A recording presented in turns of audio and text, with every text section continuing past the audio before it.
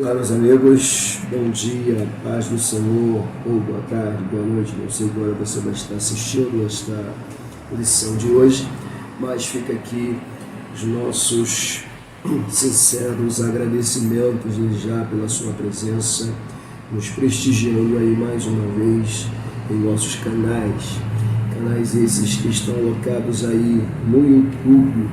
Quando eu digo nossos canais, obviamente, eu estou me referindo, claro, em primeiro lugar, ao nosso canal da EBD Adelphi, ok? Esse é um canal em que a gente praticamente tem aqui feito vários convites para que você venha, deixe seu like, seu comentário e faça a sua inscrição. Então aproveite nesse exato momento, passe lá, ok? Deixe seu comentário, faça a sua inscrição e, ok? Vamos junto. Claro, a gente também aproveita e fala um pouquinho do nosso também, particularmente, que é o J. Silva. O J. Silva a gente apenas menciona, mas fique à vontade, tá bom? Esta lição aqui ela vai estar sendo veiculada com toda a prioridade ao canal EBD Adelphi, tá? Mas não deixe também de nos prestigiar para a honra e glória do nome do Senhor, ok?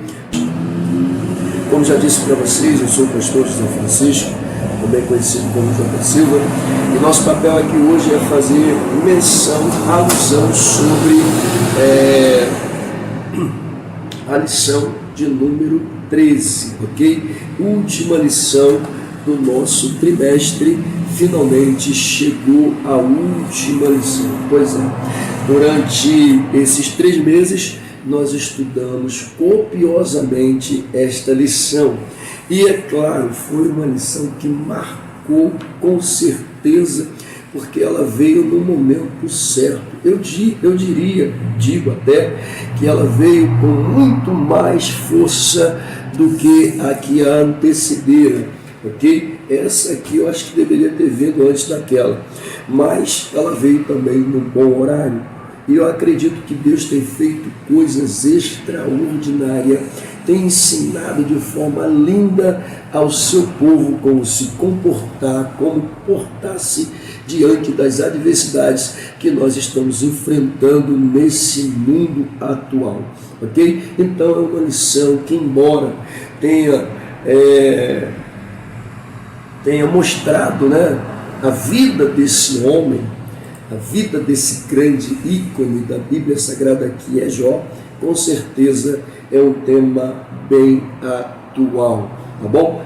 Na verdade, a Bíblia ela é atual, independente do tempo que ela foi escrita. Todos nós sabemos que isto está aí margeando entre 15 a 16 séculos que esta palavra aqui existe e está em nossas mãos. Logo a gente observa que é um livro que vem ultrapassando o tempo, as intempéries, as dificuldades, mas continua sobrevivendo forte, poderoso, tá? Tremendo e tremenda. Claro que eu estou me referindo às Escrituras Sagradas. Tá? E aqui nós encontramos uma pauta muito linda dentro da palavra do Senhor, dita pelo profeta Jeremias, né? Ou melhor, registrado pelo profeta Jeremias, logo no capítulo de número 1, quando vamos dar uma lida, né, no capítulo de número 1 do livro de Jeremias, para que a gente não fique aqui correndo o risco de estar passando uma informação errada para os nossos irmãos, ok? Muito bem, olha o que a gente encontra no versículo de número 12, olha só, versículo de número 12, vamos pegar aqui mais ou menos o 11 e o 12, escute isso aqui. E veio a palavra do Senhor a mim, dizendo, o que vês, Jeremias? E eu disse, vejo uma vara de amendoeira, escute isso. E o versículo 12, então o Senhor me disse, ou se você preferir, e o Senhor me disse, vamos lá, viste bem, porque velo sobre a minha palavra, ou velo pela minha palavra, escute isso, velo sobre a minha palavra para a cumprir. Isso aqui é tremendo, olha a expressão de Deus, viste bem, porque eu velo pela minha palavra para a cumprir. Então nós encontramos aqui uma descrição da onde a gente começa a entender por que esse livro ele é tão real, tão forte, tão poderoso, que tem atravessado o tempo através da história, tem se mantido atual através do próprio tempo, porque a própria palavra, esse mesmo livro aqui, vai dizer para a gente com muita classe, com muita coesão, que ela se renova a cada manhã. Isso aqui é lindo, lindo demais. Imagine você, um livro com o tempo e a idade que tem, tá? 1.600 séculos de existência, atravessando a história de forma linda e maravilhosa, convencendo vida desde quando o Senhor utilizou-se do primeiro canal para registrar suas palavras e deixá-las como carta para a humanidade. Isso é lindo demais. E aí a palavra vai dizer que ela se renova a cada dia, ou seja, a cada dia a palavra do Senhor que você lê, mesmo alguém dizendo é arcaico, é antigo, é uma linguagem que precisa ser renovada. Sei, a Bíblia não precisa ser renovada, quem precisa ser renovado somos nós, porque a palavra do Senhor, através do tempo, quem declara que ela se renova a cada dia é o próprio autor. Escute isso, pelo amor de Deus. Vamos parar com essa palhaçada aí de ficar dando ouvido a esses elementos que acham que porque isso aqui é antigo, é arcaico, não merece crédito, sai fora, vai cuidar da tua vida. Palavra do Senhor, ela tem mudado através da história, comportamento. É o único livro na história da humanidade que a gente afirma com toda a propriedade, o único livro na história da humanidade que muda totalmente a estrutura do ser humano. E aí entra aqueles que não aceitam a imposição ou a entrada desse livro, porque sabe que vai mudar as suas vidas, sabe que vai mudar a história, sabe que vai mudar tudo ao redor. Tá? A Bíblia é impressionante. Tá? Poucos dias saiu uma matéria, foi veiculada aí pelos meios de comunicação, via YouTube, via Face, via WhatsApp, dizendo sobre o poder que esse livro tem e o que ele faz com a mente humana. Gente, pelo amor de Deus. Eu não precisaria nem de uma prova científica para dizer que a Bíblia é poderosa. Não preciso. Mas existem pessoas que realmente precisam saber que isso aqui muda caráter, muda vida, muda situação, muda contexto, muda história, muda tudo. Isso aqui não precisa da opinião de homens que vem se dizendo bambambam, eu sou tal, que a Bíblia precisa ser atualizada, ou que precisamos de uma nova vida. Sai para lá, pelo amor de Deus. Deixa eu voltar para cá, que eu fico logo irado com essas coisas. Esses elementos que se acham bom demais, na verdade, precisam da misericórdia de Deus. Ok? Vamos lá, deixa eu me centralizar aqui. Eu acabei me empolgando um pouco, mas deixa eu voltar ao nosso foco. Na minha empolgação, levei aí 10 minutos. Bom, eu disse para vocês que nós estamos hoje de posse da lição de número 13, e diga-se de passagem, é a última lição do nosso trimestre, ok? Última lição, ok? E como eu estava tentando dizer para vocês, eu acabei me empolgando, porque a palavra mexeu muito com a gente. Nós tivemos o privilégio de estudar sobre o próprio livro de Jó, conhecer um pouquinho do livro de Jó dentro dessa lição, tá? Descobrir um pouco também da história do próprio patriarca, e é claro que a gente, olhando para o livro de Jó, a gente não vê a origem de Jó. A gente não sabe aonde Jó nasceu, mas a gente sabe aonde Jó viveu. Há muitas histórias controversas que falam sobre a existência de Jó. Tá? Não vou entrar aqui nos pormenores, porque senão a gente precisaria de tempo para isso, e tempo a gente não tem. E aí a gente encontra na terceira lição Jó e a realidade de Satanás. Escuta isso aqui é muito importante. Foi uma lição maravilhosa. Eu costumo dizer, e temos até um trabalho sobre isso, que quando esta cena acontece, depois dos embates entre Jó e o inimigo que ele não vê, um inimigo invisível, um adversário invisível que começa a destruir tudo, ele vai fazer com que Jó vai fazer com esse inimigo fique no seu lugar. Jó vai colocar o inimigo no seu devido lugar através da sua fidelidade, através do seu amor a Deus, Isso aqui é lindo demais, tá? E essa é uma lição muito boa. Depois nós partimos então para o drama de Jó. Jó começa a viver os seus momentos trágicos, né? É onde ele vai chegar ao seu estado calamitoso depois dos ataques ferrenhos, sem pena, de um adversário que estava ali olhando para a vida de Jó, observando a vida de Jó, e através das suas intenções maldosas se intromete nas regiões celestiais, fala com Deus. Na verdade, Deus lhe faz até uma pergunta, porque já sabia qual era a intenção, e aí Jó entra em um dilema, mas mesmo assim não atribui a Deus culpa alguma. Isso é lindo. Temos o lamento de Jó. Depois temos 3 amigos entrando em evidência, cada um com a sua teologia. Nós explicamos o que é teologia durante esses períodos, tá? E o primeiro vai estar falando sobre a questão dos pregadores, dos pecadores e pregadores, dos pecadores que sofrem, que é uma pergunta que o autor coloca até para a gente, tá? Na teologia de ele faz, só os pecadores sofrem. Na teologia de Bildade, se há sofrimento, há pecado. E na teologia de Zofar, o justo não passa por tribulação. São excelentes perguntas que realmente, particularmente, eu começo a entender que são perguntas que surgem quase que diariamente na cabeça do cristão, principalmente aqueles que estão começando a entrar na nova fé, estão se desvencilhando da vida pecaminosa, estão deixando de lado a vida do mundo, as prisões do mundo, tá? Os enganos, os engodos, as fantasias do mundo que não leva a nada. Chega a um determinado ponto da vida em que a pessoa mesma começa a se sentir por si própria, tá? Começa a se sentir como se estivesse faltando alguma coisa, nada lhe completa, o vício não lhe completa, a prostituição não lhe completa, as religiões não lhe completam, e aí consegue achar em Deus, tá? Tudo o que elas realmente precisam para sobreviver, e passam a descobrir o sentido da vida ao lado de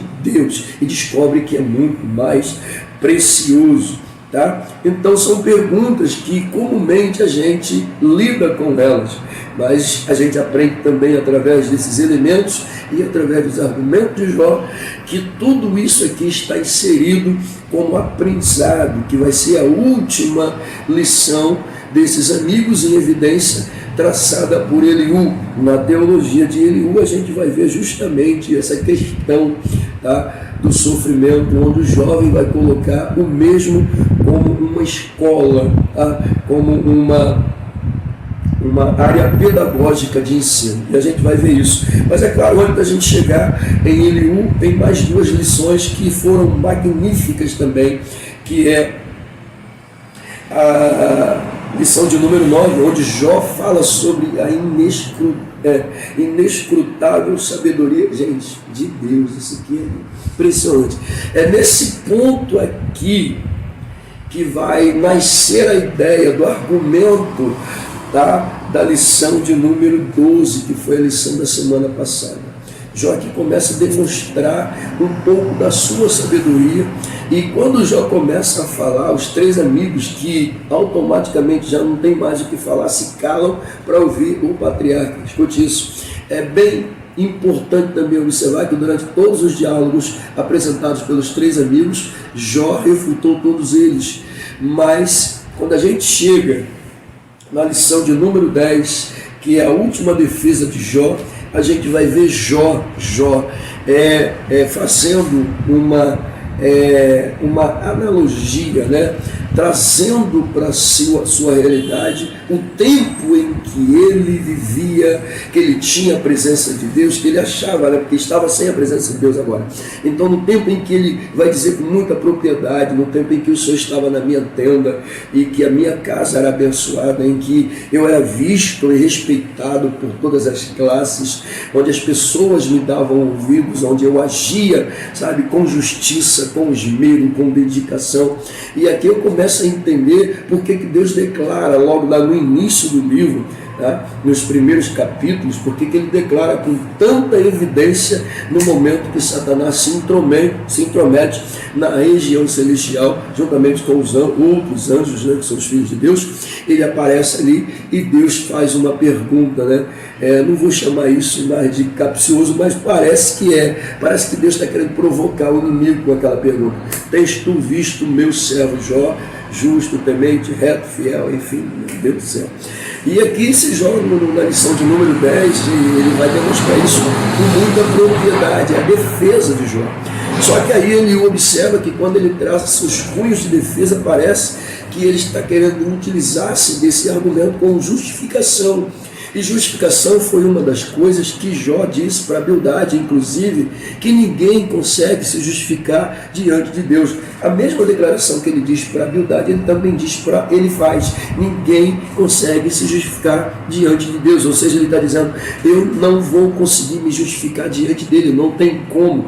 Só que para e pensa, Jó que está respondendo aos amigos e está dizendo, eu não consigo, ninguém consegue se justificar diante dele. Agora na lição de número 10, conforme o autor nos apresenta aqui, ele está dizendo o seguinte, utilizando-se das suas palavras como defesa, ele está se preparando, ou seja, para apresentar a sua defesa diante do juiz, aonde ele quer entrar no tribunal e quer sair justificado porque não tem pecado nenhum. Olha só, mas a gente não quer falar sobre isso, né? E aí a gente chega então na teologia do sofrimento, apresentada por Eliú. Eu até já antecipei o assunto, mas aí a gente vai para a lição de número 12, e na lição de número 12 é Deus dizendo, olha, todo mundo aí, cala a boca, fica quietinho, porque agora quem vai falar sou eu. Até agora, vocês apresentaram os argumentos de vocês, e a pergunta clássica de Deus quando entra é, quem é este que escurece o conselho com palavras sem conhecimento? Meu Deus do céu, sem entendimento nenhum. Isso aqui é lindo demais, pelo amor de Deus. Foi a penúltima lição e finalmente a gente chega na última lição desse trimestre. A última lição é quando Deus restaura o justo. Vamos lá? Vamos lá, vamos embora. Louvado seja Deus. Bom, quero aqui, porque eu acabei me empolgando e não mencionei meus diretores, muito obrigado. Tá? Deus abençoe a vida de vocês. Muito obrigado pela confiança, pela credibilidade de terem colocado, né? Não sei nem se eu uso o termo certo, estou meio empolgado. Vocês podem perceber, eu disse para vocês que eu não sabia se a minha voz ia melhorar, gente. E não para, né? A gente está assim, eu acho que a minha voz agora é essa. É rouco mesmo, pro resto da vida. Mas vamos lá. Só Jesus na causa. E aí, eu quero aqui tecer meus agradecimentos, tá? Deise, olha, beijo no coração, você tem sido uma pessoa excepcional. Deus te abençoe, continue assim, tá? Visão de reino, crescimento, Deus te abençoe. Meu amigo pastor Ricardo, meu superintendente, Deus te abençoe. Tá bom? Você e Deise aí, na direção da IBD, estão fazendo um trabalho lindo, maravilhoso, pelo amor de Deus. E detalhe, vocês ainda completaram a equipe aí com a presença do nosso amigo diácono Roberto, pelo amor de Deus, gente. Doutora Célia, nossa amiga, Deus abençoe. Equipe maravilhosa, linda, vocês são 10. Meu pastor presidente, muito obrigado mais uma vez. E galera, vambora, né? Vambora. Não esqueça, canal do YouTube EBD Adelvo. Não esqueça, deixe seu like, seu comentário, por favor, comenta aí. Faz um comentário sim. Pastor, eu gostei da sua aula, foi horrível, comenta. Pastor, o senhor fala demais, comenta, gente, pelo amor de Deus. Tá bom? E claro, faz a sua inscrição. Tá bom? Em nome de Jesus, ajuda aí a divulgar o canal EBD Adelve. Ajuda, galera, ajuda aí, ó, ajuda. Tá? Bota lá o sininho para avisar toda vez que tiver mensagem nova. Tá bom? EBD Adelve, não esqueça. Ah, pastor, eu gosto do J. Silva. Pode até gostar, mas o EBD Adelve aqui, ó, tá bom? Tamo junto. Se quiser passar lá, deixar o sininho também no J. Silva, fica à vontade. Fala para Deise não. Ok? Vamos lá, gente. Quando Deus restaura o justo. Vamos lá. Lição de número 13. Eu vou ser bem sucinto porque eu já falei demais, né? Vamos lá. Texto áureo, Jó 42, versículo 10. O último capítulo do livro. Chegamos no último capítulo. Na semana passada nós falamos sobre o capítulo 41, tá? Onde Deus começa a falar no 38 e vai terminar no 41. E no 42, Deus vai estar entrando com a bênção na vida do patriarca. Ok? Vou dar uma pausa aqui rapidinho e já volto. Bom, estamos de volta. Vamos lá. Onde eu parei? Sim. Capítulo 42, versículo de número 10 do livro do patriarca Jó. Vamos lá, diz assim: e o Senhor virou o cativeiro de Jó, coisa linda.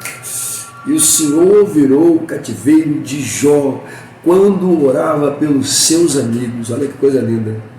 E o Senhor acrescentou a Jó outro tanto em dobro a tudo quanto dantes possuía. Coisa linda. Ele falando sobre essa questão em que Deus vai restituir, vai acrescentar, né, o que Jó dantes tinha. Escute isso. Por que eu estou falando isso aqui para vocês? Porque quando a gente fala de restituição, a gente pensa logo na canção, né? E a canção, com muita evidência, vai dizer que Deus vai restituir tudo aquilo que o inimigo roubou da gente, tá? Tudo aquilo que o inimigo tirou, tudo aquilo que o inimigo arrancou, tá? Deus vai me restituir, tá? Só que veja bem, com muita propriedade, o inimigo veio e arrancou tudo de Jó, assim ou não? Arrancou tudo de Jó, menos a mulher. A mulher ficou viva. Tá? Então, escute isso aqui, com muita calma. E aí, quando ele tira tudo de Jó, a pergunta é: tu acha que Deus vai se preocupar apenas em trazer de volta tudo que Satanás tirou? Não, sendo sincero. Deus vai trazer de volta somente tudo que Satanás tirou? Não, o texto é claro. O texto vai dizer: e acrescentou a Jó. E acrescentou a Jó outro tanto. Olha o que o texto está dizendo. O que Jó tinha antes. A partir do momento que Jó obedeceu à vontade de Deus, reconheceu que não era igual a Deus, reconheceu que não podia se confrontar a Deus, reconheceu que precisava de Deus, reconheceu que a sua sabedoria diante da sabedoria de Deus era nada, reconheceu que Deus era poderoso, reconheceu que mesmo diante da criação de Deus ele não tinha poder nem como se defender dela. Então, como haveria de se defender de um Deus que controlava a criação? Não tinha como. Jó reconhece, e aí Deus vai dizer: agora tu vai orar pelos teus amigos. E quando Jó começa a orar por aqueles amigos que quase fizeram Jó, quase convenceram Jó a pecar literalmente, e antes que Jó chegasse a cometer o pecado, Deus entra. Calma aí, meu filho, segura a onda aí. E Deus entra para ter misericórdia do patriarca e mostrar para ele que tudo que estava acontecendo com ele era uma das suas divinas intenções, e mostrar que o ser humano era capaz de vencer uma adversidade, tanto ela física quanto espiritual, mediante o fator fé, fidelidade aos céus. Gente, pelo amor de Deus, que é lindo.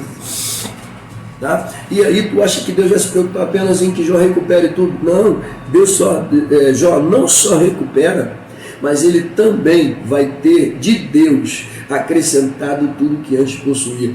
Então eu aprendo aqui que Deus não se preocupa em te trazer de volta o que você perdeu, porque o que você perdeu você vai reaver e vai ter. Mas a preocupação de Deus não é trazer de volta o que você perdeu, não. A preocupação de Deus é te dar coisas novas. A visão de Deus aqui é acrescentar coisas que você nunca teve, coisas novas, porque a Bíblia vai dizer com muita propriedade que aquilo que era velho ficou velho, e tudo se faz novo. Então Deus, quando ele retrata e trata na vida de um ser humano que sai do seu estado de miséria, que era rico, que era pobre, que era sei lá o que era, independente do que ele é, Deus está dizendo o seguinte: olha, eu vou te trazer a tua vida de volta, tá? Mas a vida que eu vou trazer de volta, a vida que eu vou trazer de volta para você não é a mesma que você tinha antes. Não. Porque a mesma vida que você tinha antes, ela não foi capaz de te segurar. Então, o que Deus vai fazer? Eu vou te dar coisas novas. E aqui o texto vai dizer para a gente que e o Senhor acrescentou a Jó outro tanto do Deus. Deus não se preocupa apenas em restituir. Deus quer te dar muito mais. Basta você ser fiel, basta você crer, basta você obedecer. Ok? Pastor, por que eu não tenho muito mais? E aí é a sua vida, meu filho. Aí é você com Deus. Tá? Procura saber o que está acontecendo. Eu aprendo na palavra do Senhor. Parei aqui, né? Eu aprendo na palavra do Senhor através do exemplo de Josué. O que Deus vai dizer para Josué no capítulo de número 1 do livro dele? Nós temos uma pauta apresentada. E Deus vai dizer com muita clareza de fatos a Josué o seguinte: aonde você colocar a planta do teu pé, eu vou te dar por herança. Posse. Tá? Eu vou te dar por herança. Essa mesma expressão ele usa com Abraão. Abraão, a terra que você está pisando é sua, mas a que está à tua frente é para você conquistar. Essa mesma expressão eu encontro na vida de José. A Bíblia vai dizer que aonde José, vai dizer não, ela diz, perdão. A Bíblia diz que aonde José colocava a mão, Deus prosperava. Pelo amor de Deus. Pronto. Já deu para entender, né? Então Deus quer te dar o quê? Coisas novas. O que você tinha, você pode até reaver, você pode até ter, e vai até ter de volta. Mas ele está dizendo, não é o suficiente. Por quê? Porque eu tenho muito mais para você. Não é o suficiente. Por quê? Porque o que você tinha não foi capaz de te manter fiel na minha presença. Então Deus está dizendo, eu vou te dar um pouquinho a mais. Fechou? Mas isso mediante o quê? A obediência. Ok? Então vamos lá. Deixa eu continuar. Eu fiquei preso, né? Fiquei preso. Verdade prática. Eu não sei quanto tempo essa lição vai tomar não, gente. Mas vamos lá. A restauração do ser humano, verdade prática, acontece em razão, olha que coisa linda, do amor e da misericórdia. Misericórdia. E não como consequência do esforço pessoal. Piedade, o atos de bondade. Eu vou ser... eu vou fazer caridade, porque aí Deus vai me abençoar. Eu vou fazer isso, eu vou fazer aquilo.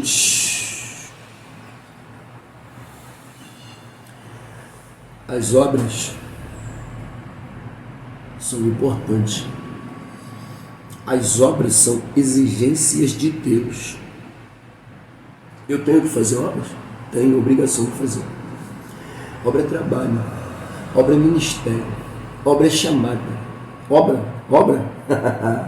Obra não é posição apenas em uma cadeira sentada. Não. Eu estou fazendo a obra sentado na cadeirinha do ministério. Eita, ali é apenas uma cadeira. O ministério real está fora da cadeira. O ministério real está fora da cadeira. Por que, pastor? Porque ministério para mim é trabalho, é obra, é mão na massa. Ok? Isso é ministério. Isso é ministério. Isso é ministério. Então não é a piedade, fazer obrinha aqui, caridade ali, que vai me dar salvação. Eu não sou salvo por causa das obras. Eu sou salvo por causa da graça. A Bíblia declara isso com muita propriedade. Nós somos salvos por meio da graça, e isso não vem de vós, é dom de Deus. Logo subtendes que obra é complemento, é necessidade. Eu tenho que fazê-lo, mas elas não me salvam. Ser piedoso não me salva. O que me salva é graça e misericórdia de Deus, mediante fé em Cristo Jesus. Isso é o que me salva. Tá?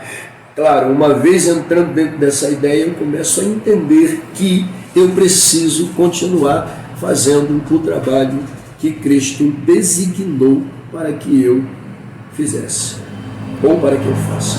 Tá? Então, a verdade prática aqui é muito sugestiva, e eu também comentei, né? Vamos lá. Deixa eu ir para a leitura diária. Eu falei para você, nós estamos na última lição. E por estar na última lição, eu não estou entendendo o que Deus está fazendo, mas deixa Deus fazer. Leitura diária, gente. Leitura diária. Eu falei muito sobre a leitura diária, não foi? Falei muito. Você deve estar já chateado comigo de tanto ouvir eu falar sobre a leitura diária. Pois é, continue dando importância à leitura diária. Continue. Pegue tudo que eu já falei e faça. A leitura diária é linda. O primeiro tópico apresentado aqui é: Deus tudo pode e seus planos serão plenamente executados. Coisa linda isso aqui. Bom, a leitura começa no capítulo 42, do versículo 2, e vai terminar no versículo 12 do mesmo capítulo. Ok? O que fica fácil para a gente aqui é quando chegarmos na leitura bíblica em classe, a mesma leitura bíblica em classe vai estar mencionando tópicos da leitura diária. E isso aqui facilita para a gente aquilo que eu falei para vocês no início, quando começamos a fazer as gravações. O que, pastor?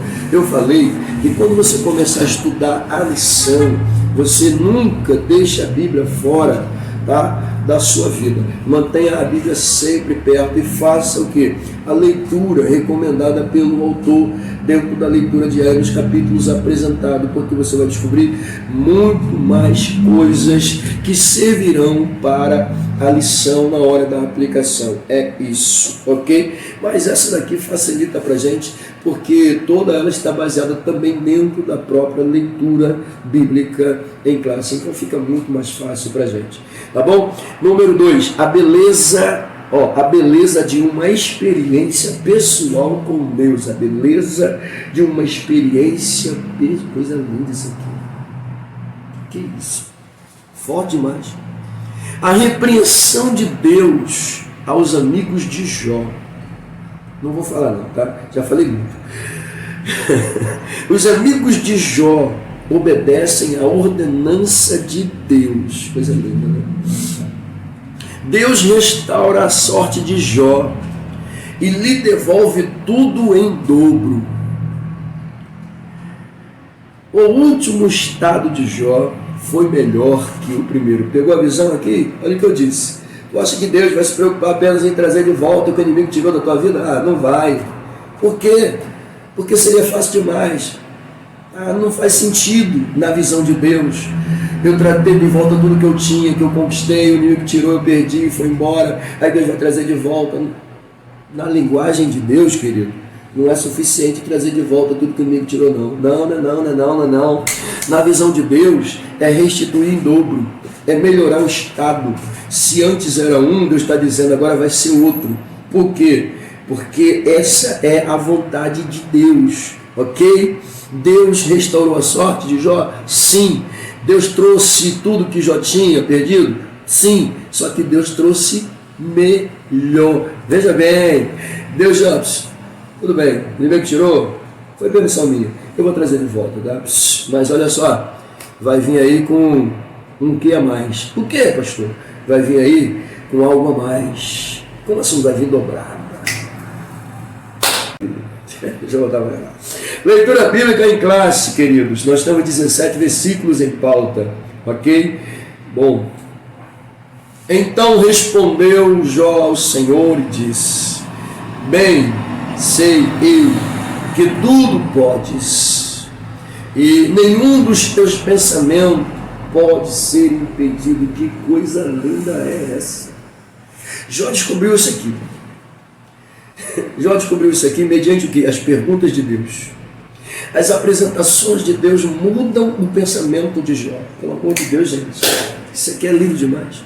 Somente Deus pode transformar a mente humana, trazê-la para a sua realidade e fazer compreender os limites e a incapacidade desta mente humana diante da grandeza divina de Deus. Coisa linda. E aqui Jó declara com muita propriedade: bem sei eu que tudo pode. Sabe o que ele descobriu? Isso pode tudo, Deus, pelo amor de Deus. Eu chego à razão aqui, ao entendimento clássico, junto com os amigos que declaram o tempo todo que o Senhor é todo poderoso, que o Senhor é o Shaddai, só que, claro, diferente do que eles pensaram, o Senhor é todo poderoso, o Senhor é o nosso El Shaddai, mas em compensação, o Senhor é misericordioso. Maravilha.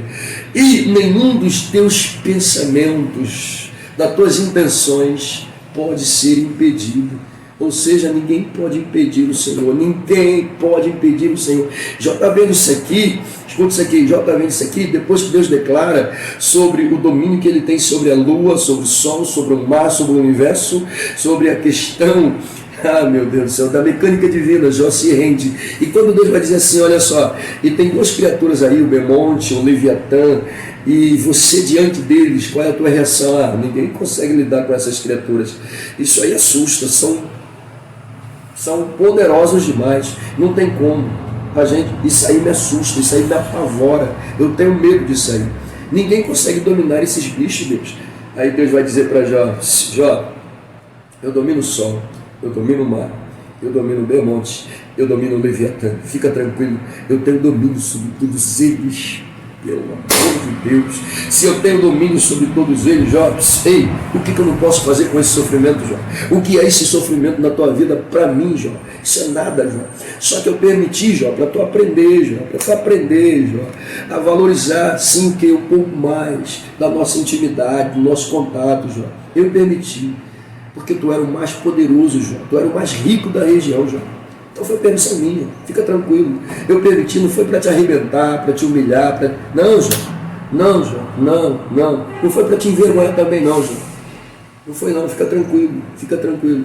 Eu não fiz isso na intenção de te envergonhar, mas para te testar e te usar como exemplo para os meus filhos, não só no presente, mas no futuro.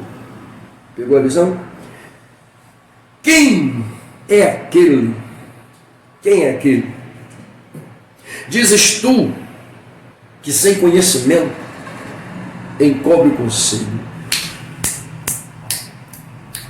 Por isso falei do que não entendi, coisas que para mim eram maravilhosíssimas e que eu não compreendia. Olha que coisa, gente, pelo amor de Deus. Olha a declaração de Jó. Falei de coisas lindas, porém eu não compreendi. Falei de coisas magnânimas, porém eu não as compreendi. Eu citei fatos lindos que eu achava que conhecia, mas eu acabei descobrindo que eu não sabia nada diante do que o Senhor me apresentou. Coisa linda demais, pelo amor de Deus. Oh Jesus, escuta-me, pois, e eu falarei, e eu te perguntarei, e tu ensina-me. Me escuta. Com o ouvir dos meus ouvidos ouvi, mas agora se te veem os meus olhos. Por isso me abomino e me arrependo no pó e na cinza. Isso é uma declaração de Jó. Olha a declaração de Jó aqui, gente. Isso aqui é lindo demais. Sucedeu, pois, que, acabando o Senhor de dizer a Jó aquelas palavras, o Senhor disse a Elifaz, o tenamita: a minha ira se acendeu contra ti e contra teus amigos, porque não disseste de mim o que era reto, como o meu servo Jó. Olha que coisa linda, gente. Deus está se dirigindo para Elifaz. Deus está falando com Elifaz. Você falou o que não era correto. Você ousou falar de mim junto com teus amigos, mas você não falou com retidão. Pelo amor de Deus. Isso é demais. Deixa eu dar um pulo para cá, porque os versículos estão lindos demais, a leitura está boa. Tá? Deixa eu dar um pulo. Vamos lá para o 9, a gente vai ver o nome de Elifaz de novo. Você segue a leitura normal. Já disse que isso aqui é feito na abertura da lição, tá? E nas classes não há necessidade de se fazer de novo, mas se você quiser, tá? Fica à vontade, porque tem versículos aqui que realmente prendem a gente. E nessa leitura aqui, eu já disse aqui já no início, eu não sei o que Deus está fazendo, mas eu sei o que Ele está fazendo, então deixa Ele fazer. Vamos lá. Então foram Elifaz, o tenamita, Bildade, o suíta, Zofar, o naamita, e fizeram como o Senhor lhe dissera, e o Senhor aceitou a face de Jó. Coisa linda isso aqui, né? É preciso ler para a gente entender.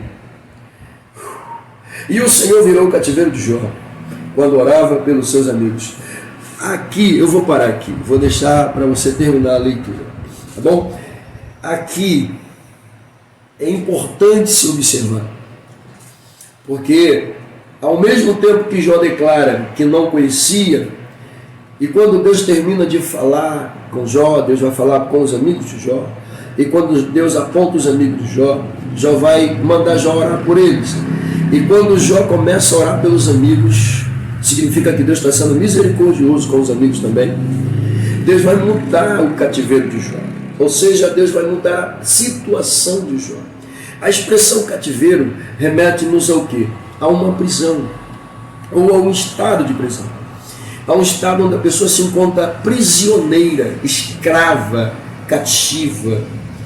Tá? E automaticamente, quando Deus diz que vai mudar o cativeiro de Jó, ou melhor, quando a Bíblia diz aqui que Deus mudou o cativeiro de Jó, melhorando a afirmação, significa que Deus está tirando Jó do seu estado de miséria, de inércia, tá? De pobreza, de calamidade, mudando o contexto. Mas entenda uma coisa, parece que isso foi instantaneamente, né? Ó, fácil de mágica, parece até filmes, né? Onde a terra está seca, destruída, e de repente, do nada, quando o bem triunfa, começa tudo a florescer imediatamente.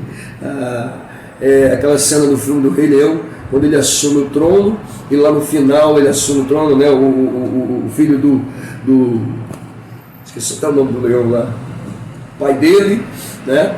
E destrona lá o leão mau, que causou aquela destruição toda, deixando tudo feio, tudo escasso. E aí ele assume, né? Simba, né? Simba derrota o cara, derrota as hienas e assume, e quando ele sobe na pedra do reino e dá o seu urro, as coisas começam a aparecer lá, tudo bonitinho. Gente, não é assim não. Não é assim não. Não é assim não. Tá? Quanto tempo levou para Deus restaurar tudo de Jó? Não sei. Pode ter levado 1 mês, 2 meses, ou pode ter levado 1 semana. Pode ter levado 1 dia também, da mesma forma como Jó perdeu tudo em 1 dia, Deus poderia restituir tudo em 1 dia. Tá? Mas, quando eu digo para você que tempo levou, a Bíblia vai dizer Gemima, a segunda é Késia e a terceira é Keren Hapuk. Coisa forte, né? Keren Hapuk. Nome bonito. Amém? E em toda a terra não se acharam mulheres tão formosas como as filhas de Jó. E seu pai lhes deu herança entre seus irmãos. Coisa linda isso aqui, gente. É importante a gente lembrar que os lapsos históricos que a gente tem desse patriarca, que o alocam à terra norte da Arábia, na região em direção à Arábia, isso não quer dizer que ele era um arábio, ou se fosse também, e daí? Existia, eu não queria entrar nisso, mas eu estou vendo a necessidade de a gente entrar. Existem traços históricos que irão dizer que Jó, ele fez parte da caravana que entrou no Egito. Isso aqui é uma história, gente, não é real. Tá? Se é real, não sei. Eu estou apenas usando a palavra de mestres que usaram dizer isso. Só que ele não fica no tempo em que o povo permanece o tempo todo no Egito. Ele resolve sair. Há quem diga que ele saiu aí por volta do 1º século, porque o povo vai ficar 4 séculos lá dentro. E aí no 1º século, antes de entrar no 2º, ele saiu, porque o povo era livre para entrar e sair a hora que quisesse das terras de Gozém. Tá? Às vezes a gente lê e fala assim, o povo ficou escravizado no Egito 400 anos. Não ficou. Não ficou, gente.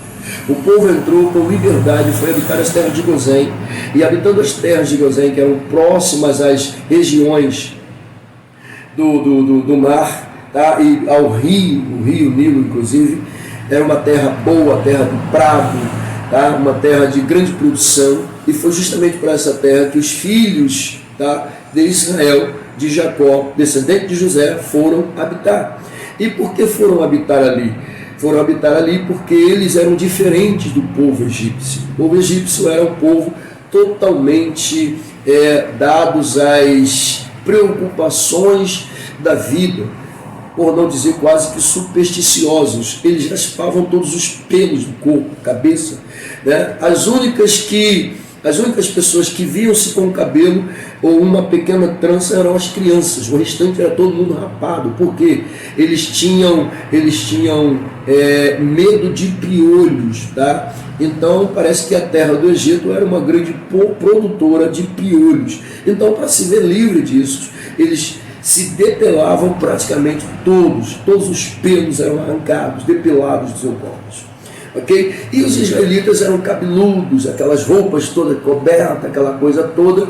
E aí o faraó resolve dar a José o direito de que eles assumam as terras de Gozém. E indo para lá, eles são cultivadores de terra, são criadores de gado, criadores de ovelha. Outra coisa que os egípcios também abominavam, Mas independente disso, eles habitam aquela região. Escuta isso aqui. E habitando aquela região, meu Deus do céu, como é que as coisas vão puxando a gente, né, para uma coisa e para outra? Meu Deus. Foi nessa localidade que Jó também foi, segundo a história. Só que aí, como eu disse para você, ele não fica até o final. Por quê, pastor? Porque nesse período de aproximadamente 300 anos, até o nascimento de Moisés, o povo não estava sendo escravizado.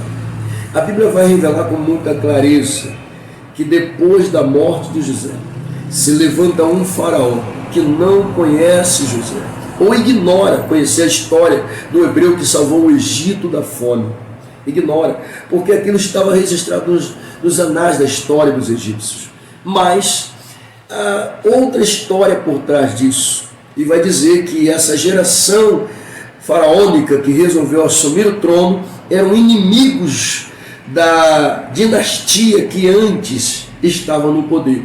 Eles eram inimigos. E uma vez que a dinastia que estava no poder, que abraçou os hebreus, que trouxe José como o governante geral abaixo do faraó, esse elemento que assume o trono desconhece essa história, talvez por ignorância ou talvez por não gostar dos hebreus, ok? Bom, independente disso, esse elemento se volta contra os hebreus justamente quando Moisés nasce. Então, o tempo de escravidão não é no início, quando eles entram, vai acontecer justamente quando as crianças estão sendo ordenadas a serem mortas, os homens a serem mortos, lançados no Nilo. E ali, nesse período, é o período em que Moisés nasce. Ali começa a escravidão. Então, a escravidão do Egito, ela não tem 400 anos, ela tem aproximadamente 80 anos. É o tempo em que Moisés reside no Egito durante 40 anos, mata o egípcio, foge para Midian, fica mais 40 anos. Deus fala com ele, dizendo que o povo está clamando, está sendo oprimido, está em opressão e que precisa de um libertador. E Deus coloca Moisés na posição, ainda com algumas relutâncias de Moisés, mas Moisés acaba aceitando a missão e então vai libertar o povo. Então o povo fica escravo no Egito 80 anos. É isso, tá bom? Então, retornando ao traço histórico que eu estou apresentando sobre Jó, Jó não permanece os 400 anos, nem 300 anos, nem o primeiro século. Ele sai e vai habitar na região do norte da Arábia, como diz os historiadores, tá? Não é o pastor que está afirmando aqui. E aí, nessa região, Jó enriquece, passa a ter o favor de Deus, passa a ter a presença de Deus, passa a ter Deus em evidência na sua vida, e a partir desse momento, vai se desenvolver a história do patriarca. E isso até coloca o livro de Jó, os escritos de Jó, como sendo os primeiros escritos da história da humanidade que estão inseridos na Bíblia Sagrada. Ok? Tá bom? Eu trouxe isso aqui porque o assunto acabou me forçando ali, tá? Quando eu acabei de ler esse último versículo falando sobre a herança entre os irmãos. Por que eu fiz isso? Porque Jó, se é que realmente entrou na terra do Egito, ele não chegou a conhecer os pormenores da lei. Por que não passou a conhecer os pormenores da lei? Ele é antes da lei, assim como Abraão também é antes da lei. E observe que antes da lei, nós vamos ver um Abraão dando um dízimo ao Senhor, que vai se tornar uma coisa, né, forte aí no futuro. Deus abençoe. E, é claro, antes da lei a gente vai ver um homem aqui chamado Jó, que vai dividir a herança que Deus lhe deu entre os filhos e as filhas. Por que você falou isso, pastor? Porque lá dentro da lei, as mulheres não podiam receber, não tinham direito à herança. Colocado com evidência até dentro da história para o povo hebreu. Por que eles não observaram isso aqui? Por que isentaram as mulheres de terem direito dentro da herança também? Mas Jesus muda isso aqui. Jesus muda esse foco aqui. No Novo Testamento, esse foco aqui vai ser mudado por Jesus. Por que vai ser mudado? Jesus não veio para mudar a lei, ele veio para cumprir a lei. Só que eles achavam que cumpriam a lei com toda a evidência. Na verdade, Jesus mostra para eles que eles não estavam cumprindo como deveria ser. E isso deixa falha, deixa brecha. E Jesus vem e fecha todas as brechas, fecha todas as falhas, cumprindo a lei. Tá? E esse contexto é mudado. Tá bom? Mas isso aqui é uma outra história, eu não vou entrar nisso aqui, eu voltar para a lição. Eu precisei contar essa história para vocês, eu não queria, mas eu precisei. Bom, aí a gente chega então aqui, eu disse para você que eu não sei quanto tempo vai ficar essa lição, acho que eu vou dividir ela em duas partes e vou enviar para vocês. Mas vamos lá. Objetivo geral, mostrar o grande amor de Deus evidenciado na prosperidade de seus filhos. Objetivos específicos, sublinhar a atitude humilde de Jó em receber a repreensão divina pelos equívocos cometidos. Isso aqui é forte, eu gostei disso aqui. Tá? Diferente da outra, eu já comecei a gostar disso aqui. Destacar a espiritualidade de Jó, demonstrada nas intercessões pelos seus amigos. É importante também observar que nos diálogos dos amigos a espiritualidade estava totalmente escassa. Eles eram racionais o tempo todo e mostravam um Deus totalmente irracional, distante praticamente de Jó, distante da realidade que estava acontecendo, um Deus que se preocupava em punir mais os ímpios do que ter amor e misericórdia. Tá? E quando Jó entra em evidência, Jó tenta espiritualizar os seus argumentos, mostrando o favor de Deus em alguns pontos, mostrando até a misericórdia de Deus em alguns pontos onde eles estavam errando. E aqui eu sou obrigado a trazer de volta o versículo de número, vamos lá que eu citei aqui, versículo de número 10, versículo de número 10, olha só. E o Senhor virou o cativeiro de Jó quando orava pelos seus amigos. Ok? Era isso. Bom, então é importante a gente observar isso aqui. Então Jó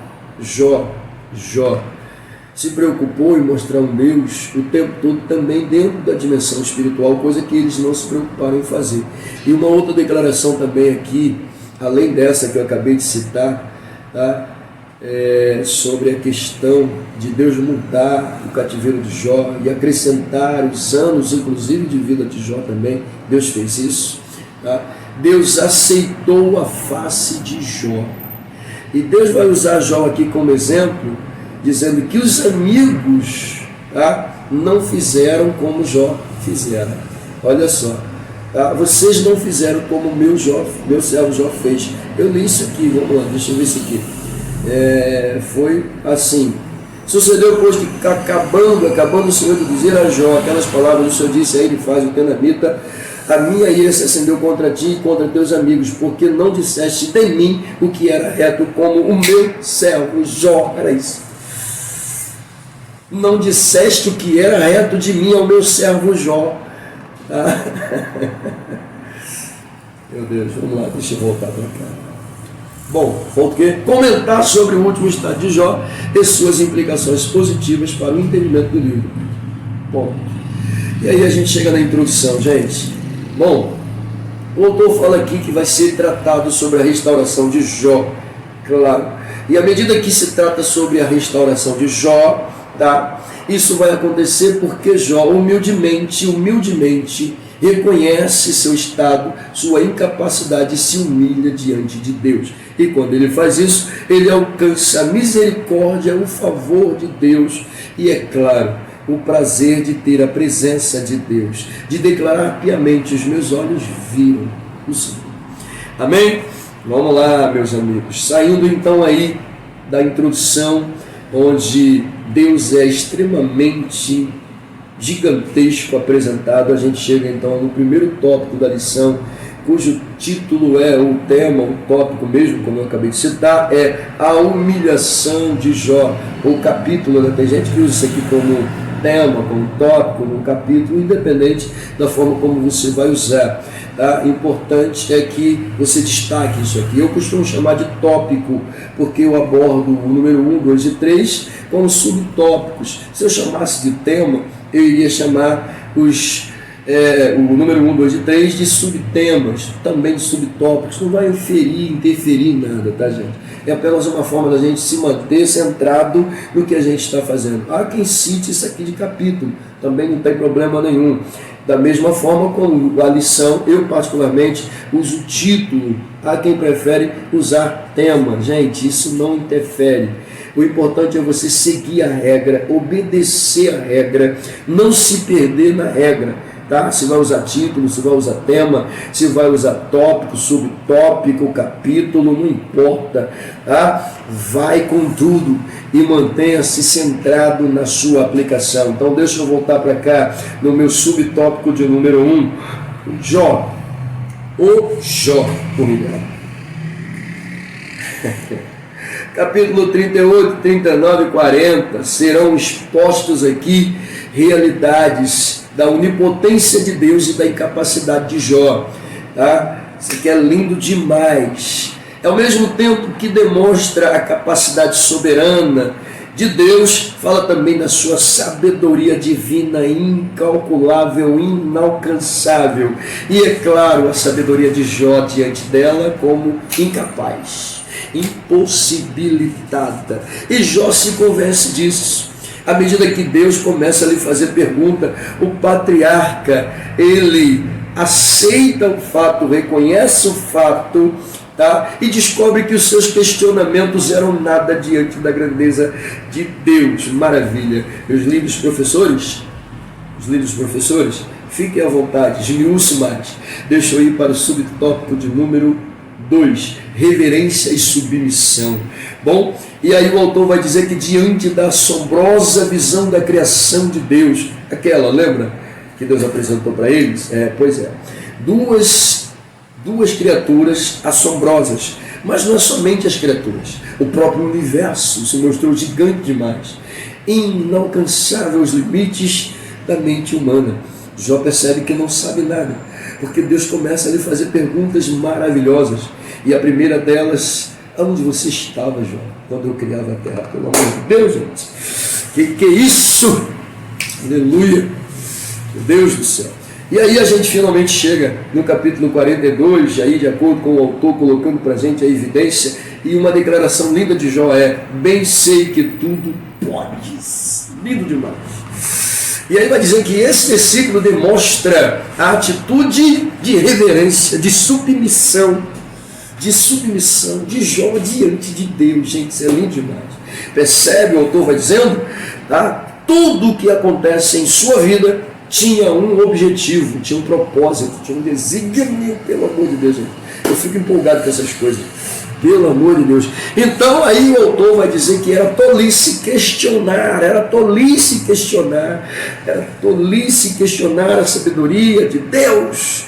Ah, meu Deus do céu, era tolice. Jó aceita a condição de Deus. Jó aceita a condição de Deus. É lindo demais.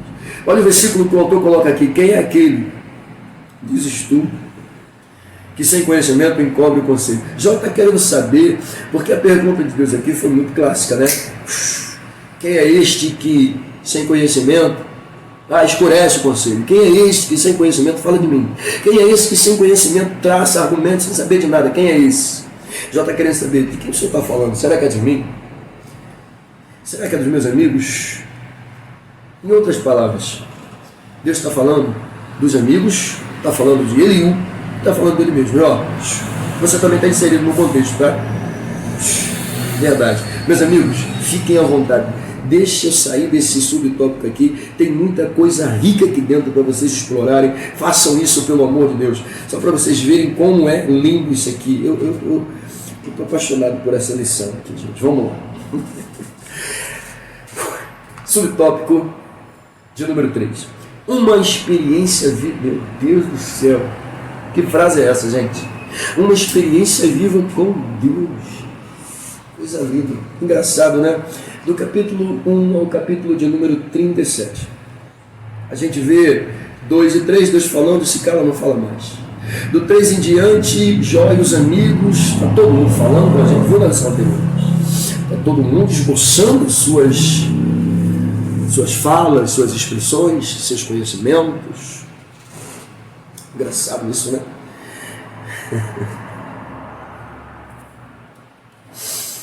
É lindo demais isso aqui. É lindo demais. Fica à vontade, meu professor, fica à vontade. engraçado que mesmo tendo tudo isso, dentro dos argumentos que foram apresentados, tudo que Jó queria era que Deus falasse com ele, né? Na verdade, Jó estava tendo uma experiência, mas ele desconhecia a razão e o motivo. Mas mesmo assim ele queria ouvir de Deus alguma coisa. E certamente a gente começa a entender aqui o motivo da experiência viva com Deus. Por quê?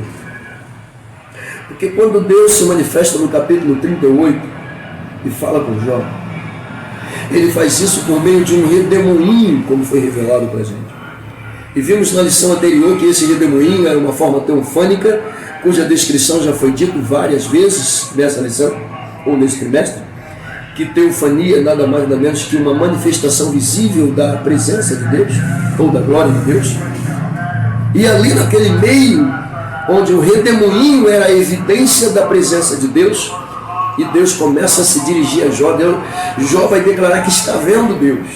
Claro, o redemoinho, ele está vendo Deus. Porque é do redemoinho, desculpa gente, é do redemoinho que a voz de Deus está saindo, que Deus está falando com ele. E ali, isso aqui caracteriza esse subtópico de número 3 com muita clareza, o quê? Uma experiência viva, ou não apenas de ouvir, mas de ver e ouvir. Eu não te conheço apenas de ouvir falar do Senhor. Não. Eu te conheço agora porque os meus olhos viram. Eu te conheço agora porque os meus olhos ouviram, os meus ouvidos ouviram a tua voz. Coisa linda, né? Meu Deus do céu. Então isso aqui marca muito claro a evidência da experiência viva com Deus. Tá?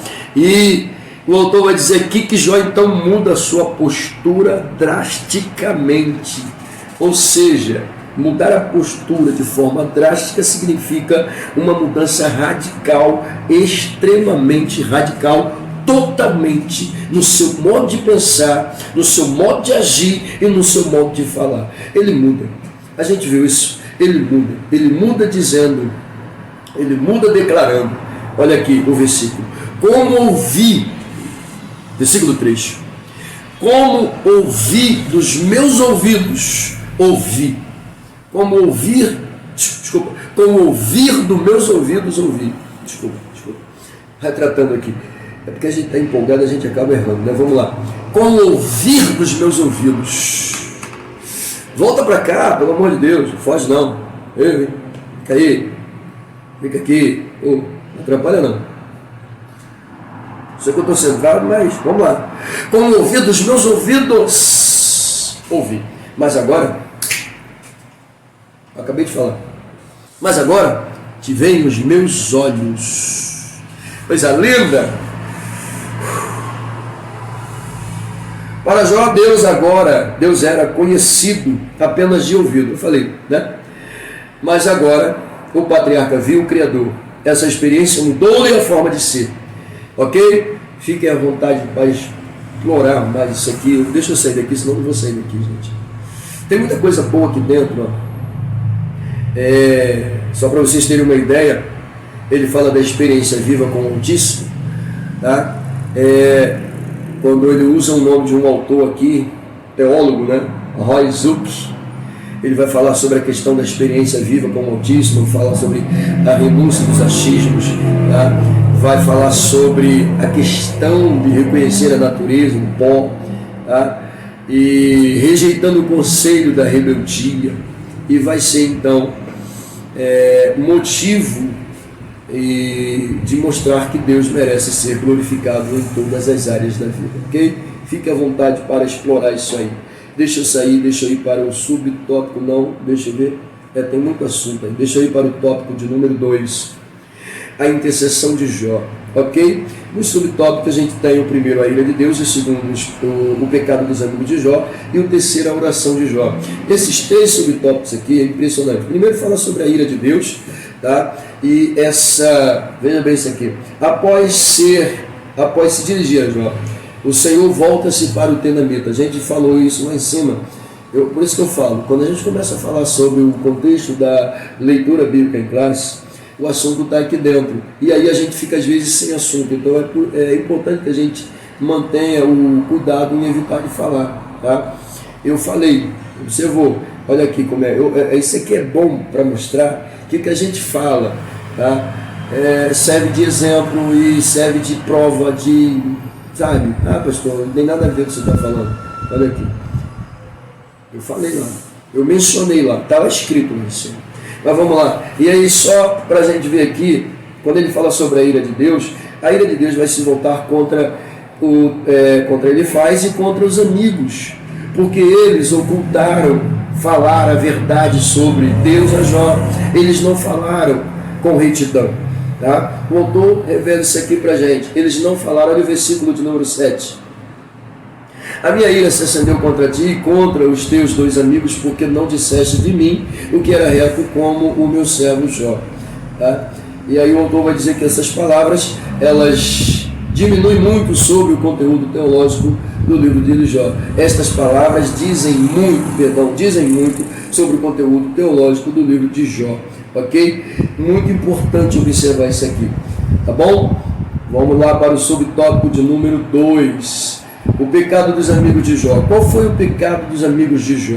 Bom, nós observamos que eles eram praticamente racionais, né? E eles não espiritualizavam o comentário deles. E segundo o que a gente leu aqui agora, a ira de Deus se acende, por quê? Porque eles não falaram com retidão. Se eles não falaram com retidão, automaticamente esse era o motivo do pecado. Eles estavam pecando contra Deus e contra Jó, infligindo Jó e talvez impulsionando Jó a agir de forma como eles achavam que era o correto, tá? Graças a Deus, Jó se manteve diante dos argumentos, rebateu todos eles, e aí a declaração é muito linda de Deus, quando vai dizer que eles não falaram o que era reto, como o meu servo Jó. Essa expressão, como o meu servo Jó, está dizendo o quê? Vocês falaram, mas não falaram como Jó. Vocês expressaram, mas não expressaram como Jó. Vocês dialogaram, mas não falaram como Jó falou. Ou seja, vocês demonstraram que sabiam, mas na verdade vocês escureciam os conselhos com palavras sem conhecimento. Essa era a verdade. Tá bom? Então vamos lá. Subtópico de número 3, a oração de Jó. Deus dirige-se a Jó e aos amigos de Jó. Tá? Deus dirigiu-se a Jó, aos amigos de Jó, aconselhou os amigos de Jó a irem buscar diante do patriarca. Como? Olha o conselho de Deus. Olha só. Seguinte, vocês erraram aqui. Vou dar uma oportunidade para vocês, porque sou Deus de misericórdia, embora vocês não tenham reconhecido isso.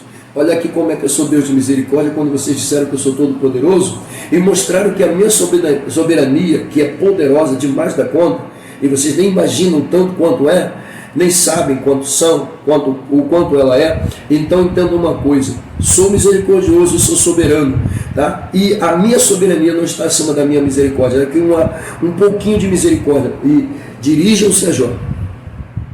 Vocês erraram. Vai diante de Jó. Para quê? Para quê? Para que ele interceda por vocês. Eu já falei com ele para orar por vocês. Então faz o seguinte: vai lá, porque ele vai orar por vocês. Deus queria testar Jó mais uma vez. E Deus conseguiu, colocando os amigos que quase fizeram Jó pecar. Quase fizeram. Com aquela alusão de que Jó tinha um pecado. Jó chega quase a declarar: poxa, realmente eu acho que eu pequei. Porque, poxa, não é possível. Deus me abandonou. Poxa, eu fui justo diante dele. Em momento algum eu ofendi, mas fiz tudo que era reto, tudo que era justo, que era concreto.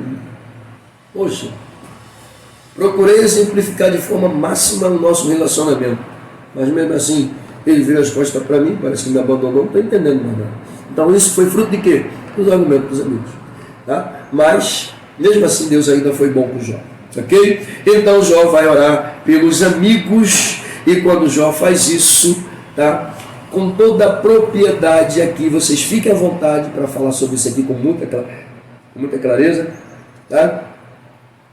Deus vai mudar o cativeiro de Jó, tá bom? A oração pelos amigos foi importante.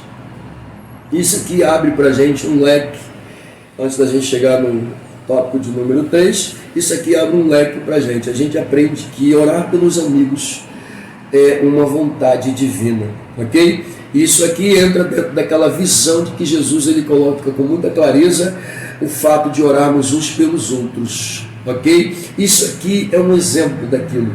Jesus ele declara isso, orai uns pelos outros, coisa linda isso aqui. E parece que à medida como Deus faz isso aqui, não era algo muito comum na época, tá? E vai passar a ser, porque automaticamente é muito fácil orar pelos meus da minha casa, interceder pela minha família, interceder pelos meus filhos, esposa, enfim, é muito fácil. Agora, quando se trata da gente orar pelos amigos, né, já é um pouco mais distante, foge da nossa realidade. A gente ora apenas por aqueles amigos que pedem e muito mal se lembra de orar. Diz assim, eu vou orar pela tua vida. A pessoa pede oração e você, não, vou orar por você. Esquece totalmente, tá? Mas fica aqui um exemplo. Deus disse para eles, procurem Jó, Jó vai estar orando por vocês. Procurem Jó e peçam a ele para interceder por vocês. E Jó obedeceu, Jó orou pelos amigos. Então, meu irmão, minha irmã, orem uns pelos outros. Se vocês me consideram amigo, por favor, não esqueçam de me apresentar a Deus em suas orações. E agradeço. Ok? Tópico de número 3, a restauração de Jó. Finalmente a gente chega no ponto máximo da lição e aqui a gente aborda 2 subtópicos, que é, primeiro deles, a restauração moral e espiritual de Jó. E a restauração material e social e material. Escuta isso aqui. Isso aqui é muito lindo. Observe que eu tenho restauração moral e espiritual. Restauração moral e espiritual. Logo eu aprendo aqui que não precisava, eu aprendo aqui que não era suficiente, essa é a expressão correta, que não era suficiente apenas restaurar a moral de Jó. Não era. Era necessário restaurar a vida espiritual de Jó. Pastor, porque se Jó já era espiritual, provavelmente ele não deixou de ser espiritual. Lê do engano. Toda privação e toda provação, ela acaba por distanciar a vida espiritual da sua verdadeira ótica. Por quê? Principalmente quando entram os porquês. E principalmente quando entram as perguntas que eu não merecia, eu não era digno, não sei porque eu estou passando por isso, qual a razão disso, tá? Quando entra isso, percebe-se que a espiritualidade do elemento está fraca, ok? E é difícil manter espiritualidade no momento de dor, é difícil. Agora você imagina o estado de Jó, fedendo, podre, ferido, como disse várias vezes, as únicas companhias que chegavam perto dele eram os cachorros e as moscas. Os amigos estavam distantes, falando de longe, porque não aguentavam o estado de Jó. Quanto tempo Jó ficou naquele estado? Não sei, meses talvez. Agora você imagina comigo, a espiritualidade de Jó estava 100%? Não estava. Jó estava lutando para mantê-la, mas ele chega a um ponto que ele começa a perguntar para ele, não, o que está acontecendo? Eu acho que eu estou abandonado mesmo, Deus virou as costas para mim. Quando você começa a fazer esse tipo de declaração, demonstra que a sua vida espiritual está precisando urgentemente ser restaurada. Era o caso de Jó. A restauração de Jó acontece primeiramente na dimensão moral. Na dimensão moral. Deixa eu resgatar aqui a moral de Jó. Por que eu vou resgatar primeiro a moral de Jó? Os amigos aqui precisam ouvir que o que eles falaram não foi correto. Meu filho, mesmo estando no estado deplorável, procurou ainda falhando, falar o que era correto. Procurou ainda errando, falar o que era certo. Então vocês não fizeram como ele. Então a primeira coisa que eu preciso restaurar aqui é a moral do meu filho diante de vocês. E como é que eu vou fazer isso? Vocês erraram, vocês pecaram, vão lá a ele e peçam perdão. Como? Pedindo para ele orar por vocês, ok? Essa é a regra. Então, moral de Jó vai ser restaurada ali primeiro diante dos amigos. Porque Jó tinha uma moral, ele falou sobre isso. Jó tinha uma moral estupenda, onde jovens, anciões e príncipes respeitavam o cara. Então, a primeira coisa que precisava ser restaurada de Jó era a sua moral, porque imagine quando Jó voltasse à tona, todos iriam olhar para Jó de novo e dizer assim: rapaz, verdadeiramente Deus é com esse cara. Não tem como dizer que Deus não exista, porque isso é. A gente viu ele perder tudo em um único dia, e agora a gente vê aí, ou seja, estamos vendo ele aí totalmente restaurado, totalmente são. Meu Deus do céu, meu Deus do céu. E espiritual, ok? Reatar o contato com Deus de novo, não perder aquilo que Jó recebeu no início, sabe?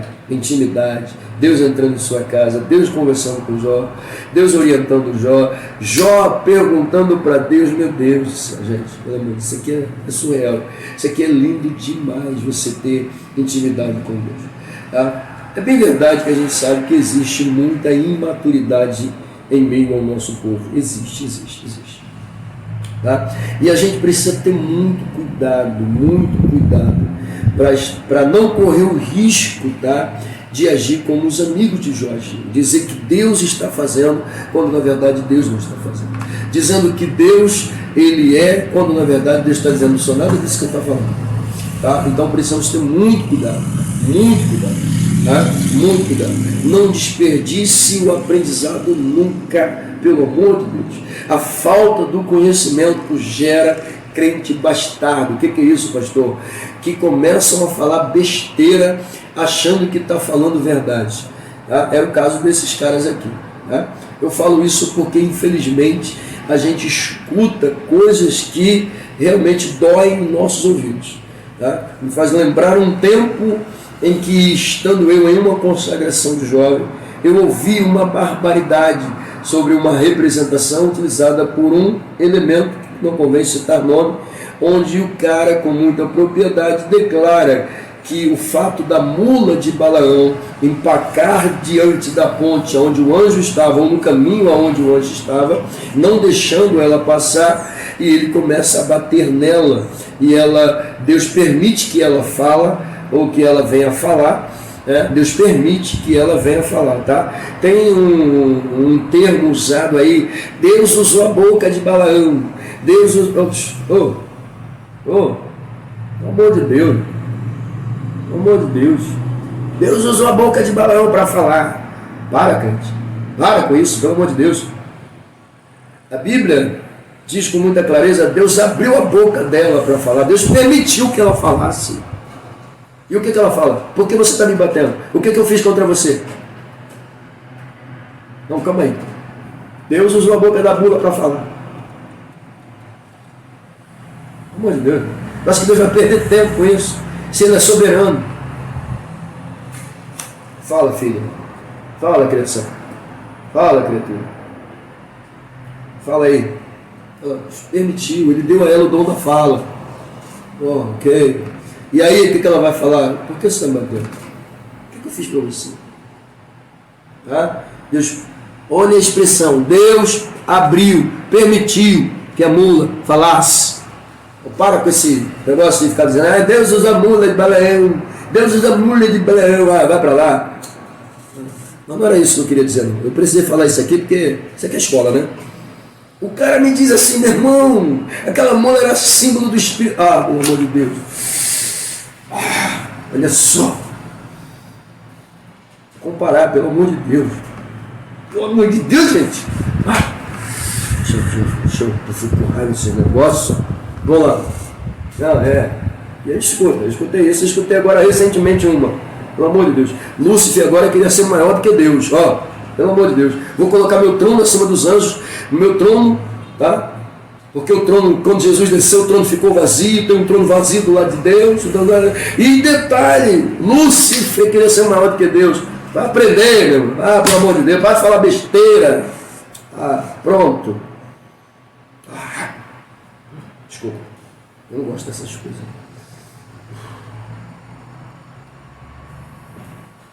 Perdoe, meus amigos, mas é que eu lembrei aqui, eu falei, tá bom? Meus amigos, vocês sabem quem é que eu estou falando aqui, né? Vocês sabem quem é. Pelo amor de Deus. Fala para esse garoto aí, pelo amor de Deus, estuda a Bíblia, sabe? História de que Lúcifer, pelo amor de Deus, não gostei nada disso. Não gostei mesmo, não gostei mesmo. Horrível isso aí. Pronto, falei.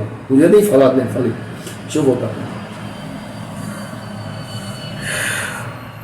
Restauração social e material. Bom, nós vimos a importância então da restauração moral, era necessário, e da restauração espiritual. Jó precisava voltar a ter o mesmo foco que antes tinha com Deus, a mesma relação, só que agora vai ter tudo em dobro. Meu Deus do céu. Professores, amigos lindos, pega isso aqui, tá bom? Não esqueçam de falar sobre essa questão. A restauração social e moral, ou perdão, social e material, vai falar aqui então agora sobre Jó em sociedade e Jó recebendo em dobro tudo o que havia perdido. Eu falei sobre isso aqui no início, colocando dentro do fator restituição, tá? E até mencionei que restituição, tá? A gente fala muito da restituição da canção, né? Deus vai restituir tudo que o inimigo roubou e por aí vai, tirou, sei lá o que, né? Então Deus não se preocupa em trazer de volta o que Satanás tirou de você, porque a preocupação de Deus aqui não é trazer de volta o que Satanás tirou, é colocar coisas novas. O que você perdeu, Ele permite até que você tenha de volta, mas Ele vai dizer, olha só, eu vou te dar melhor, vou te dar mais. Sabe por quê? Porque se você tinha e perdeu, não foi suficiente. O que eu vou te dar agora, Satanás não vai entrar, a não ser que eu permita, ele não vai entrar. Então, essa restituição aqui aconteceu. Jó, a quantidade de filhos foi restituída a mesma quantidade, mas os bens de Jó foram duplicados, a vida de Jó foi duplicada, ou seja, os anos de Jó também foram acrescentados, tá bom? E à medida que Deus faz isso, Ele está dizendo, eu estou te dando coisa nova, eu não estou te dando aquilo que você tinha e que foi tirado, eu estou te dando coisas novas, tá? Até mesmo aquilo que você já tinha, que foi trazido de volta, vai se tornar novo, porque eu faço tudo novo, faço tudo diferente. Comigo é assim, tá? Eu não reaproveito, eu dou novo. E detalhe, se eu te der uma bênção e você por acaso utilizou ou perdeu, eu não vou te dar a mesma bênção não, vou te dar outra bênção. É isso que Deus está dizendo. Pegou a visão? Então, fiquem à vontade, tá? Vamos lá. O Senhor acrescentou a Jó outro tanto em dobro a tudo quanto dantes possuía. Versículo 10. A restauração que o Senhor Jesus faz, aí o autor agora traz para a nossa realidade, faz na vida do ser humano, leva em conta todas as dimensões da vida. Ele restaura a vida espiritual, moral, social, material, trazendo, olha aqui, trazendo dignidade ao homem. Olha só, isso aqui faz eu lembrar do que eu iniciei também lá em cima, quando eu falei no início sobre Adão. Adão perde. E qual era a intenção da restituição? Trazer de volta o homem para o altar da adoração. Trazer de volta o homem para a presença de Deus.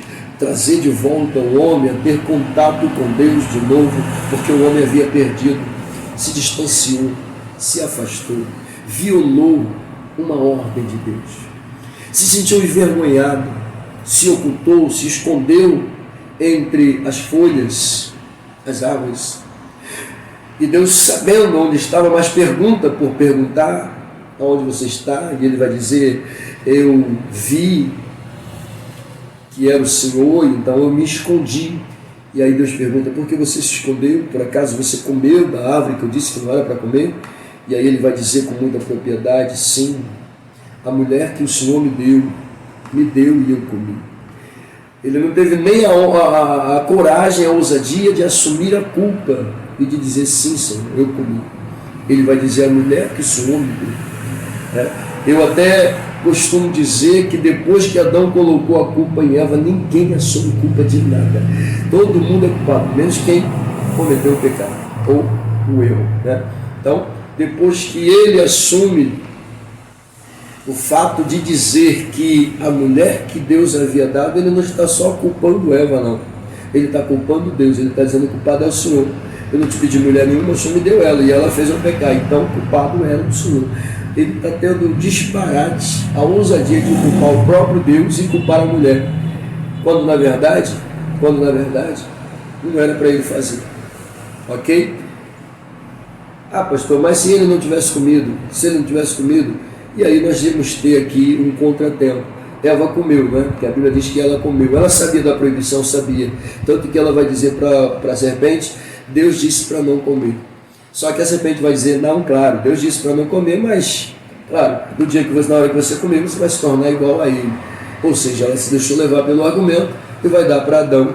Adão na cena, né? Algumas Bíblias vai dizer, ela deu para Adão, e outras vão dizer, e ela levou a Adão, e ele comeu.